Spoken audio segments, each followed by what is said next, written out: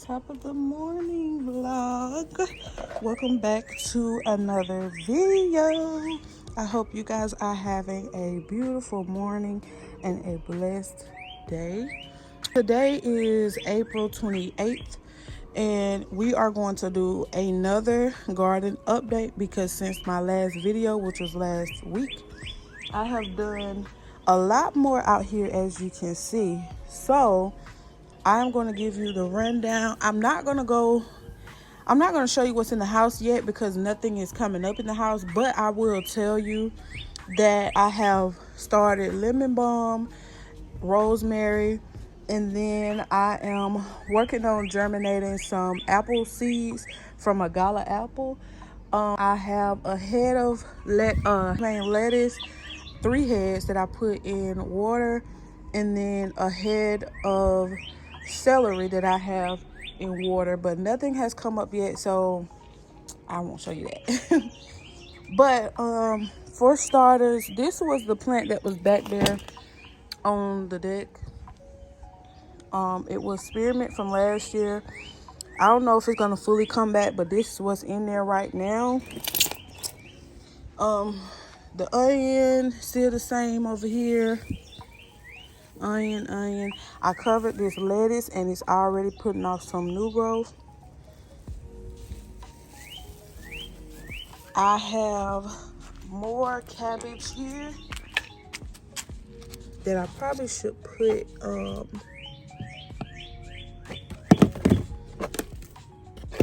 some shade over.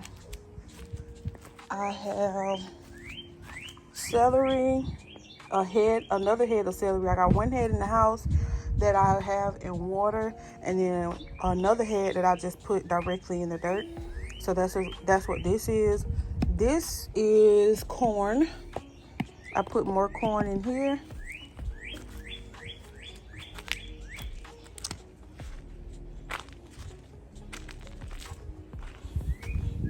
All right, starting over here. I've been out here this morning. As you can see, I left some Epsom salt.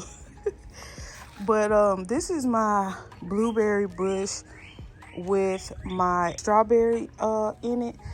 And okay, the rundown with this, both of my blueberry bush right now is having a pH balance problem, and I'm working on lowering it. The pH for blueberry bushes needs to be at a 4.5 to a 5.5, but mine has been at a 7. The lowest I've gotten them is a 6.4, both bushes. So I treated them last Thursday, and then I treated them this morning again with 2 tablespoons of vinegar in my 2-gallon jug of water right there, my watering can. And then I also sprinkled this Epsom salt on here. I see that the Epsom salt gives the plants magnesium, which makes the leaves greener, and it has sulfur in it, which will also help, I hope, to help bring the pH balance down a little bit more. So yeah, I also cut the leaves off this one because this one was my first blueberry bush from when I first started gardening about last year. So I cut the leaves off because all of the leaves had turned brown. There they go right there. And I put them down in here. As you can see, I already have new sprouts. I cut that. It was brown, and then it was a longer stem that was brown. I cut that stem off, and we already have new growth right there. So I don't think this bush will give me any blueberries this year, but I'm glad to see that it is growing. But you can tell also in the leaves that we do have a pH problem because my leaves do not supposed to be that color. So, and you can see that over here. This bush is of course doing a lot better than this one. I just got this one this year for them to cross-pollinate, and I already have blueberries on here. Now I'm just waiting for them to turn blue, and I hope they do turn blue. That was the next thing. I was talking to my dad the other day, and I was like, I hope that the blueberries turn blue since the pH is a little off. But we'll see. We still have time in the season to get this together, all the way together. But for these blueberries to turn blue, we have a little strawberry right here that's ripening. I just found that it was up under the mulch. Right here we have not bell pepper, banana pepper, a sweet banana pepper, and then we have basil over here. I grew these from seed, the basil and the cilantro. I have the cilantro in here under my bell peppers because my bell peppers will grow up and provide shade for these cilantro. I know this is not the time to plant cilantro, but I did not find that out until after I had already started it. So yeah, we have some strawberries over here. Oh y'all, we got some strawberries over here. I just put some coffee in these the other day, so hopefully them give me some more strawberries soon. Lavender, my beautiful lavenders, doing great. And this, let me get to this aloe vera, y'all, because y'all, I bought this for aloe vera from the store, and I know this one might be a lost cause right here, but this one, something is telling me that I want to cut the brown parts off. But the only thing with that is we've been having rain like every other day, and I know that after I cut it, it cannot get wet. So that's the only reason why I haven't cut it. And then also I seen that it even turned, because it was like a red color before, and it turned that color from transplanting shock. So I'm just trying to give it some time. I do see some green, because at first it was not green, it was just brown, then it turned red, and then it turned back green and brown. So I do see some green in there now, and it's more greener. So I'm still, it's taking a lot in me to be patient and just leave it alone. But I don't like the way it look, and something is telling me to cut off the brown parts and see if it'll just repair itself from there. But if anybody have any advice on how to get my aloe vera to look better, please help me in the comments. But I bought both of these from the store. I know that this one probably is a lost cause, because it's been like that since I transplanted it. It wasn't like that when I took it from mom over there, but since I transplanted it, it's been stuck there. Basil is here. Okay, bud. Basil, we have some basil here. And here, this is where I did the accidental banana tree seed in with my pine berries. And then I have a pot with just pine berries. I have them labeled, but nothing has come up yet. Right here, this morning, I just took a this is a piece of marigold that was sticking out the side of this pot here with the other marigolds, and I just put that there. These are peppers. I just planted out these peppers. I had them over there in the starter tray, but they weren't doing anything, so I figured that I would plant them out and see if they would do something. Alongside of my peppers, I have some onion. I only put like 3, I think. 3 onion over here, red onion. And then over here, there's nothing coming up yet, but I planted a row of carrots. When they start growing, I will thin them out. Moving on over here. Thank you, Mom, for my sign. We have the marigolds I was just telling you about right there.